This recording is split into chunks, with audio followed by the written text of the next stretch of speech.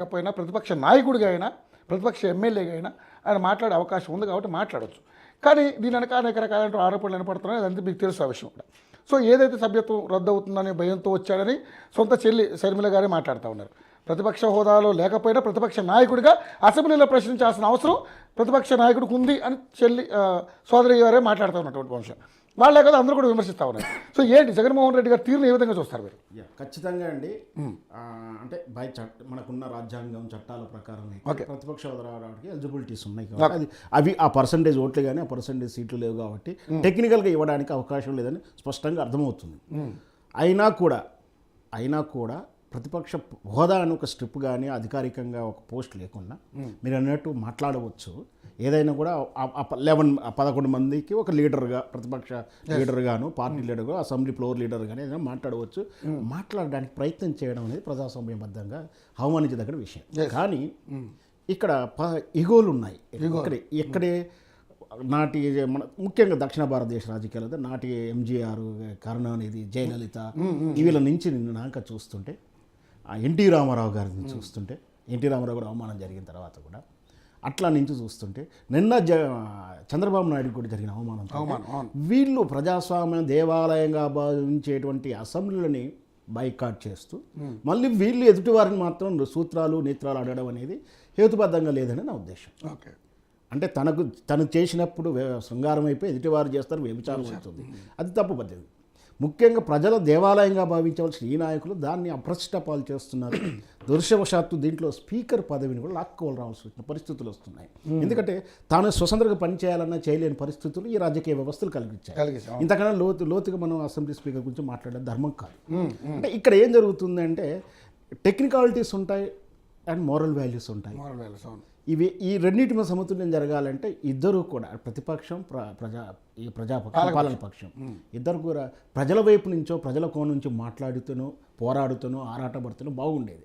కానీ పార్టీ వ్యక్తిగతంగా వాళ్ళు మైలేజ్ కోసం ప్రయత్నం చేయడం, ఈ మైలేజ్లో తాను పాజిటివ్గా ఎదుటి వాళ్ళు ఫెయిల్యూర్గా చూపేయడం. అంటే ఆ రోజు అసెంబ్లీలో జయలలిత గారు జరిగింది ఆ పరాభవం. సో ఆమె ఆనాడు చేసింది. ఇది ఇక్కడ అనర్హత వేట అయ్యాలా వద్దా మరే ఇది పెద్ద ముందు చర్చకు వచ్చింది ఈరోజు. నాకు తెలిసి బహుశా మా సాయంత్రం నుంచి కూడా దీని గూగుల్ సెర్చ్లో ఈ పదాలు ఎక్కువగా ఉండవచ్చు. నేను ట్రై చేశాను. సో అనర్హులు ఎప్పుడు వేస్తారు ఏమిటి అనేది. అనర్హత వేటి వేయడానికి 60 days అనేది ప్రాథమిక అందరికీ అర్థమవుతా ఉంది. అయితే ఇప్పుడు 60 రోజులు కూడా కంటిన్యూ జరిగినప్పుడు అంటే అసెంబ్లీ పని దినాలని స్పష్టంగా చెప్పాలంటే అసెంబ్లీ స్పీకరు సమావేశాలు పని దినాలు 60 కంటిన్యూగా ఉన్నప్పుడు అంటే ఒకసారి 15 రోజులు జరుగుతాయి, మళ్ళీ ప్రోలాంగ్ చేయాలి, వాయిదా పడడం ప్రోలాంగ్ చేసేసి ముందుకెళ్తుంది. ఇట్లా ఇవన్నీ కలుపుకోవాలి. అంటే మధ్యలో అసెంబ్లీ లేని డేస్ని కౌంట్ చేయరు, అసెంబ్లీ వర్కింగ్ డేస్ని కౌంట్ చేస్తారు. సో 60 రోజులు టెక్నికల్ వర్డ్. అయితే ఇప్పుడు కొత్తగా తెర మీదకి వచ్చిన విషయం ఏంటంటే గవర్నర్కు ఓట్ ఆఫ్ థ్యాంక్స్ కానీ గవర్నర్ ప్రసంగానికి రోజు అటెండ్ అయింది లెక్కకు రాదు అనేది తెర మీదకి వచ్చింది. ఇది ఇంకా చర్చల్లో ఉంది. బహుశా ఇది కౌంట్ అవుతుందని నాకు ఉన్నటువంటి ఇన్ఫర్మేషన్. ఎందుకంటే అంటే అసెంబ్లీ సమావేశం అయింది ఆ రోజు నీది ఒక వర్క్ స్టైల్ ఏంటి, ప్రసంగం కానీ ఓట్ ఆఫ్ థ్యాంక్స్ కానీ అదర్వైజ్ శ్రద్ధాంజలిస్ మనకు సో నువ్వు అటెండ్ అయినావు, రికార్డులో ఉంది. కాబట్టి ఇది కౌంట్ అవుతుండొచ్చు జగన్మోహన్ రెడ్డి గారు నిన్నటి కేసీఆర్ దాంట్లో కూడా మొన్న అది వచ్చి వెళ్ళిపోయాడు. ఇది బహుశా శ్రద్ధాంజలి అయ్యలేదు కట్టించినట్టు అది కౌంటబుల్ అనేది నా ఉద్దేశం.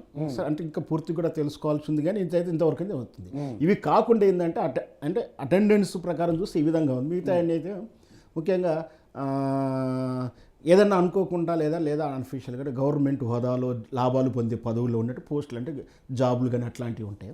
అవి ఆటోమేటిక్గా ఉండవు, సహజంగా ఉండవు, ఎవరైనా రిజైన్ చేసేస్తారు.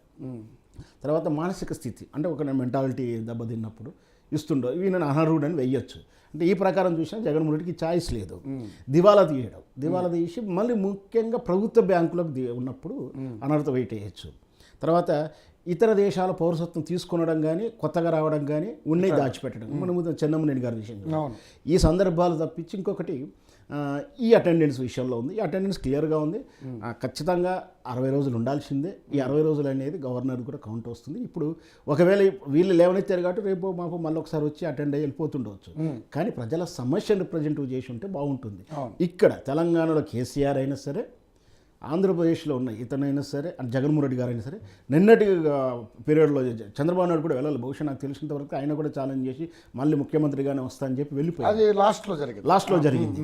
అంతకుముందు పీరియడ్లో కూడా వైఎస్ రాజశేఖర రెడ్డి పీరియడ్, జగన్మోహన్ రెడ్డి చంద్రబాబు నాయుడు గారి పీరియడ్లో కోడెల శివప్రసాద్ పీరియడ్లో కూడా ఇదే వచ్చింది. అనారోగ్యం వేస్తే 3 సీజన్స్ కావాలి, 3 సమావేశాలు కావాలి.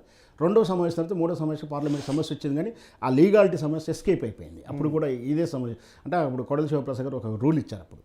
అంటే ఇక్కడ ఖచ్చితంగా ఆబ్సెంట్ హాజరవ్వడం అనేది ఒక రూల్ అయితే ఉంది అనేది కూడా క్లారిటీ ఉంది. ఈ 60 రోజులు ఎట్లా అనేది ఇప్పుడు కన్ఫ్యూజ్గా ఉంది.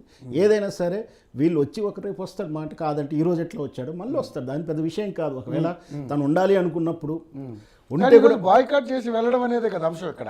అట్లా కాదు, బాయ్కాట్ చేసిన తర్వాత కూడా మళ్ళీ అసెంబ్లీలోకి వచ్చే అవకాశం ఉంటుందా లేదా అనేది ఇక వాళ్ళ నిర్ణయం చేసుకోవాలి. వారు నిర్ణయం చేసుకోవాలి. ఒకవేళ చేసుకున్నా కూడా అది కూడా మన ఒకవేళ బాయ్కాట్ చేస్తారు లేదా సస్పెండ్ చేస్తారు, మళ్ళీ రాజకీయ అక్కడే కదా, ఆయన మళ్ళీ పోటీ చేస్తాడు. మళ్ళీ వాదం ఉందా లేదా, జగన్మోహన్ రెడ్డి గెలిచాడా, వీళ్ళు వెలఫైల్ ఏంటి, మళ్ళీ కొత్త సమస్యలు కొనుక్కోవడం అవుతుంది కదా. సో ఏదైనా సరే ఇది రాజకీయ డిబేటు లేదా సోషల్ మీడియా డిబేట్గానే ఉంటుంది, కానీ అంటే ప్రజల ఘోష కాకుండా వీళ్ళ ఘోషకే పార్టీల ఘోషగానే మారుతుంది. దీని నుంచి వదిలేసి ప్రజల సమస్య గురించి డిబేట్ చేసి ఉన్నా, ప్రజల సమస్య గురించి మీరు అడిగి ఉన్నా, వాళ్ళు అడిగినా. ఎందుకంటే జగన్మోహన్ రెడ్డి ఎందుకు వెళ్ళలేకపోతున్నాడంటే 11 మందికి కాదు ఉన్న 175 మందికి ఏ విధంగా ఒక ఎమ్మెల్యేని ఎలా చూస్తామో నిన్న అలాగే చూస్తామన్నాడు. అంటే ఈయన ముందు రోజు ఏదో అప్లికేషన్ పెట్టుకొని నా క్వశ్చన్ ఇది పలానా డిపార్ట్మెంట్లో ఆన్సర్ కావాలి అని అడిగితే సాధారణ ఎమ్మెల్యేకి ఇచ్చినట్టు ఇస్తారు. అట్లా ఇచ్చినా కూడా దాని అడ్వాంటేజ్గా వాడుకోవచ్చు. విజయ్ ఎప్పుడు కూడా ఏంటంటే చిన్న అవకాశం కూడా వదలకుండా ఉంటాయని ప్రయత్నం చేస్తుంటారు. అట్లా చేసుంటే బాగుంటుంది, కానీ ఇక్కడ అదే ప్రిస్టేజ్లు వస్తున్నాయి, ఈగోలు వస్తున్నాయి, రాజకీయ నాయకులకు వీళ్ళ ఛాలెంజ్లు వస్తున్నాయి. ప్రజల సమస్య కన్నా ముందు పార్టీలు వాళ్ళ మనుగడ ఇవన్నీ ముందుకు వెళ్తున్నాయి. ఇది కేవలం ఆంధ్రప్రదేశ్కే కాదు, ఇప్పుడు తెలంగాణ కూడా అదే సమస్య ఉంది. వీటి నుంచి ప్రజలకు వైపు మాట్లాడుతుంటే బాగుండేదని నా ఉద్దేశం. Okay, right. కోటేశ్వర గారు, ఒక సీనియర్ అనలిస్ట్